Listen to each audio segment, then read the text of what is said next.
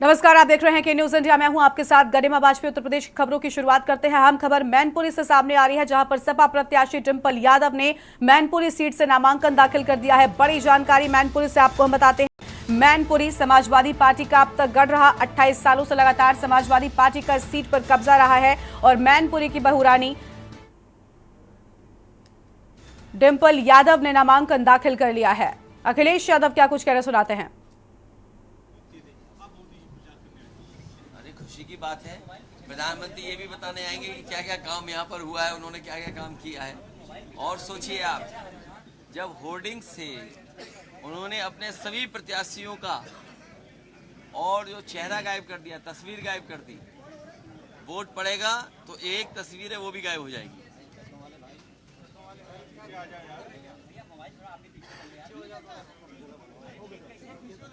मैं एक बार फिर प्रेस का धन्यवाद देता हूँ और मैं मैनपुरी की जनता से का धन्यवाद देता हूं, आभार प्रकट करता हूं। और मुझे पूरा भरोसा है कि इस बार रिकॉर्ड मतों से समाजवादी पार्टी जीतने जा रही है। और जो प्रत्याशी हैं बीजेपी के, हमारे मैनपुरी के पत्रकार जानते होंगे, उन्होंने तो पहले ही कह दिया है। जब उनसे पूछा कि कौन जीतने जा रहा है तो वो कह रहे इसमें यहाँ क्या बताना, यहाँ तो सपा जीतने जा रही है। सोचो, उसे प्रत्याशी बनाए यहाँ जो पहले से ही सपा का समर्थक रहा है और सपा को जिताना चाहता है। तो ये बीजेपी वाले सपा को ही लगता है जिताना चाहते हैं। अभी नहीं तो कभी नहीं। एक मेरा सवाल है, आपके इंडिया अलायंस में एक पार्टी है, एक दल है जिसने कि ये कहा है अगर हम पावर में आते अगर तो जो इंडिया के जितने भी एटॉमिक हथियार हैं उनको हम सब नष्ट कर देंगे। मुझे नहीं पता, मुझे नहीं पता। अभी नहीं तो कभी नहीं। क्या चीज? मुझे जानकारी नहीं है सर, मुझे जानकारी नहीं है इस सवाल के बारे में।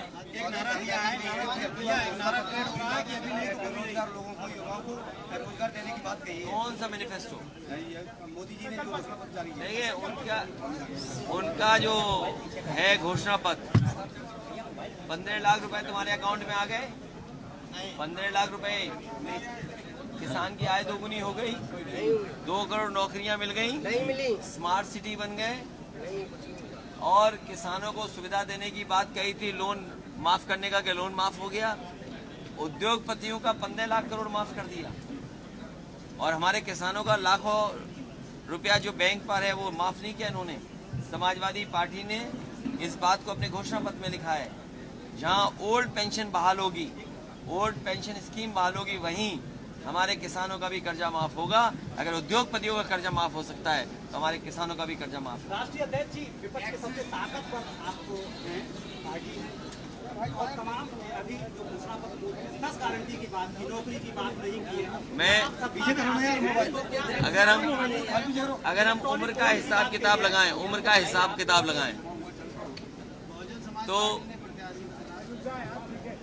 उम्र का हिसाब किताब लगाएं तो 2014 में जुमला आया था, तो 2014 में जुमला आया और 2024 में ये आई आपकी गारंटी और घंटी। तो जुमले से बड़ा कोई मामला है ये। जब जुमला पूरा नहीं हुआ तो गारंटी कैसे पूरी होगी?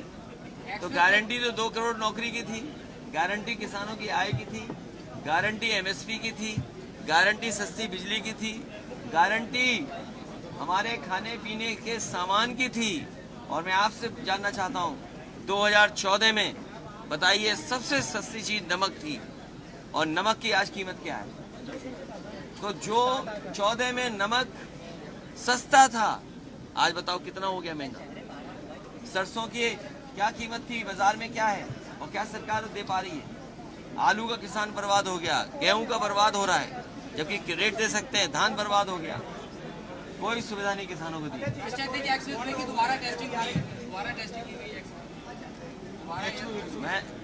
इन्होंने कोई दूसरा ऐसा एक्सप्रेस वे नहीं बनाया जहां पर कहीं हवाई जहाज उतर सके। कम से कम समाजवादियों ने ऐसा तो कुछ काम किया है। और जिन सड़कों पे आप यहाँ चलते हो 4 लेन की, ये भी सब समाजवादियों की देन है। आपकी इच्छा है।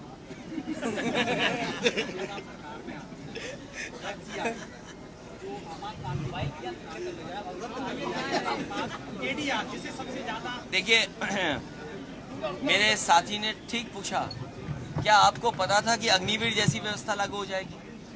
क्या आपको पता था कि नोटबंदी आ जाएगी? ऐसे बहुत सारे फैसले बीजेपी ने लिए हैं और हमारा साथी ठीक कह रहा है एफसीआई को लेकर के, ये ठीक कह रहा है। इसी तरह भंडारण के लिए प्रधानमंत्री कह रहे थे कि भंडारण की हम इंतजाम कर रहे हैं, लेकिन सरकारी भंडारण नहीं करेंगे, ये प्राइवेट भंडारण करेंगे।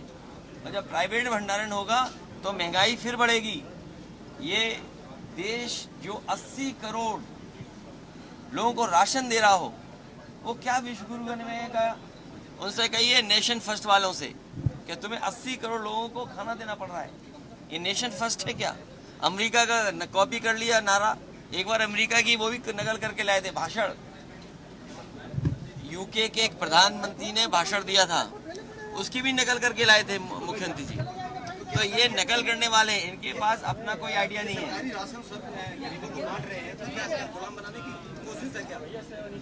समाजवादियों ने कहा है कि पौष्टिक खाना मिले गरीबों को, पौष्टिक खाना मिलेगा तो उनका स्वास्थ्य बेहतर होगा। और आज हर चीज मोबाइल और इंटरनेट से के माध्यम से मंगाई जा सकती है, जानकारी हासिल की जा सकती है और डिजिटल डिवाइड में सबसे बड़ी भूमिका निभाएगी।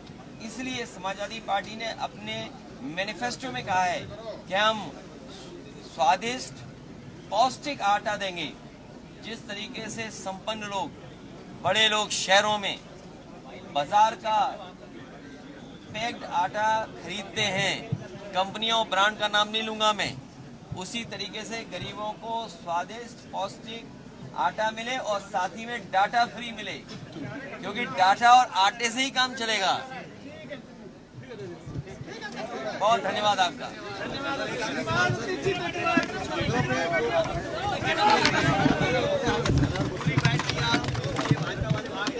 ये तस्वीरें आपको हम दिखा रहे थे जहां पर डिंपल यादव के नामांकन के बाद अखिलेश यादव जो उनके समर्थन में यहां पर पहुंचे हुए थे। एक तरफ डिंपल यादव के पति हैं, दूसरी ओर समाजवादी पार्टी के बड़े नेता अखिलेश यादव यहां पर पहुंचे थे और प्रेस कॉन्फ्रेंस कर उनकी ओर से अहम बातें कही गई हैं। मैनपुरी समाजवादी पार्टी का बड़ा गढ़ और यहां से जब नामांकन खुद मैनपुरी की बहू मुलायम सिंह यादव की बहू डिंपल यादव ने नामांकन किया है, तब उस दौरान कार्यकर्ता भी काफी उत्साहित नजर आए हैं और अखिलेश यादव और शिवपाल यादव की मौजूदगी के बीच ये नामांकन दाखिल किया गया है। नामांकन दाखिल कर दिया है। 28 सालों से मैनपुरी में समाजवादी पार्टी का गढ़ रहा। हालांकि 2 बार यहां से मुलायम सिंह ने सीट ये छोड़ी, लेकिन इसके बावजूद अपने परिवार के लोगों को ही सांसद बनाया और अब डिंपल यादव इस बार चुनावी मैदान में बाजी किस तरीके से मारती हैं या कौन से दांव खेलती है, ये देखना बहुत अहम होगा। मैनपुरी से फिलहाल तस्वीरें भी हमने आपको दिखाई जहां पर मैनपुरी कलेक्ट्रेट में नामांकन दाखिल कर दिया गया है। नॉमिनेशन पूरा हो चुका है। शिवपाल यादव और अखिलेश यादव की मौजूदगी में नामांकन हुआ। अखिलेश यादव नामांकन के दौरान साथ ही मौजूद थे। उस दौरान की तस्वीरें आपकी टीवी स्क्रीन पर। शिवपाल यादव, रामगोपाल यादव और धर्मेंद्र यादव भी इस दौरान साथ ही में मौजूद थे। मैनपुरी कलेक्ट्रेट में नॉमिनेशन किया गया है और यहीं से आपको बता दें कि जयवीर सिंह भारतीय जनता पार्टी की ओर से कड़ा मुकाबला, कड़ी टक्कर देते हुए डिंपल यादव को नजर आएंगे। और फिलहाल ये तस्वीरें मैनपुरी से जहां पर डिंपल यादव ने नामांकन दाखिल कर दिया है। नामांकन के बाद अखिलेश यादव के प्रेस कॉन्फ्रेंस में अखिलेश भारतीय जनता पार्टी पर बड़ा हमला बोलते हुए भी नजर आए हैं। तो मैनपुरी से बड़ी खबर, सपा प्रत्याशी डिंपल यादव ने अपना नामांकन दाखिल कर दिया है। मैनपुरी कलेक्ट्रेट में नॉमिनेशन किया गया है, ये बड़ी जानकारी आपको हम बता रहे हैं। शिवपाल यादव, अखिलेश यादव की मौजूदगी में यहां पर नामांकन दाखिल किया गया है और आपको बता दें कि रामगोपाल यादव और धर्मेंद्र यादव भी इस दौरान साथ में मौजूद रहे हैं। तो मैनपुरी कलेक्ट्रेट में नॉमिनेशन किया गया है, यह अहम जानकारी आपको हम बता रहे हैं। जहां पर कलेक्ट्रेट में नॉमिनेशन हो चुका है, अखिलेश यादव नामांकन के समय पर मौजूद रहे, ये बड़ी जानकारी आपको हम बता दें। और शिवपाल यादव, रामगोपाल यादव, धर्मेंद्र यादव भी मौजूद रहे। हालांकि डिंपल यादव ने क्या कुछ कहा है नामांकन के बाद, वो भी आपको हम सुनाते हैं। सबसे पहले तो मैं सभी क्षेत्रवासियों को आज दुर्गा अष्टमी है उसकी बहुत शुभकामनाएं देती हूँ और मुझे पूरा भरोसा है कि माँ का आशीर्वाद तो है ही और साथ में क्षेत्र के सभी लोगों का आशीर्वाद और साथ मुझे मिलेगा।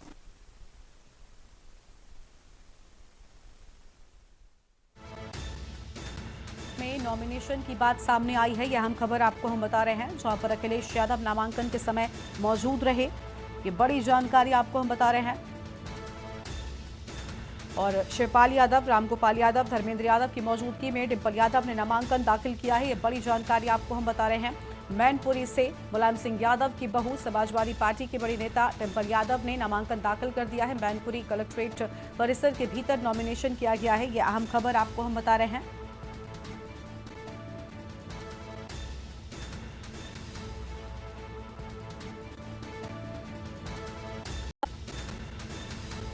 और मैनपुरी कलेक्ट्रेट में नॉमिनेशन किए जाने की बात सामने आई है।